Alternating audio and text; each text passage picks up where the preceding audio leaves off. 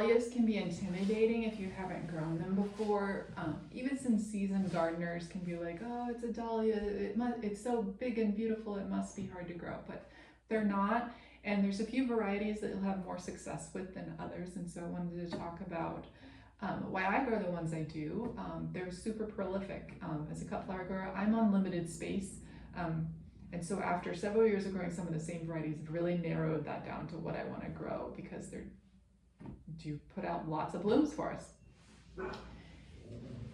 So early in the season, we want blooms by like early July.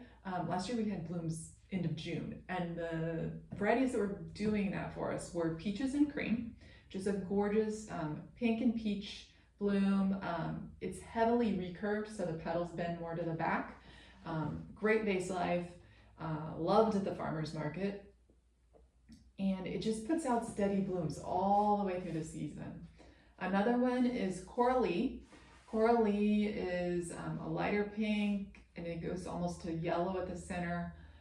Another gorgeous flower, another one that we can depend on through the season. The only thing I would say about Coralie is it's a bit more upright, so straight up and down with the bloom head itself, so a little bit harder to arrange with if you're looking for it for floral arrangements. Some others that maybe not quite as early that in the season, but are super prolific and put out lots and lots of blooms. Pink Sylvia. And Pink Sylvia is great in that she has naturally long stems. So instead of having to cut deep to get a stem for a cut flower and train the plant to keep putting out long stems, Pink Sylvia just naturally puts out long stems. So it's not intimidating to cut. You don't feel like you're cutting off new buds in order to get a cut flower. And one that'll put out enough flowers that if you're a home gardener, you can leave some out on the plant and you'll have some for your house. So that's always a bonus, right? Because I think some of us feel guilty cutting flowers that are in the garden for our home.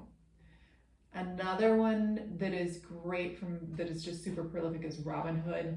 And that one, if you're into bright colors and you want to be able to mix it with other flowers, Robin Hood has everything from coral to purple to orange, all in the same bloom. So it just mixes masterfully within a bouquet. And great for that later season look. So maybe you're in August, September, and you want something a little more fall colored. My final one for most prolific would be Boom Boom White. Steady producer through the season. If you need a white, I think every floral arrangement looks better with either a white or a cream in there somewhere to pick up the color and make it brighter. So that's a good one that you'll just get steady blooms on. It's a commonly found one, easy to store tubers, so you would have great success with that.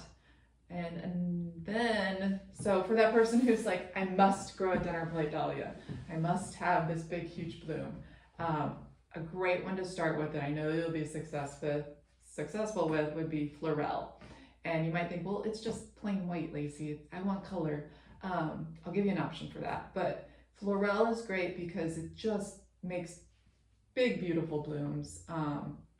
Looks gorgeous in a cut arrangement. You might think, well, it's too big. No.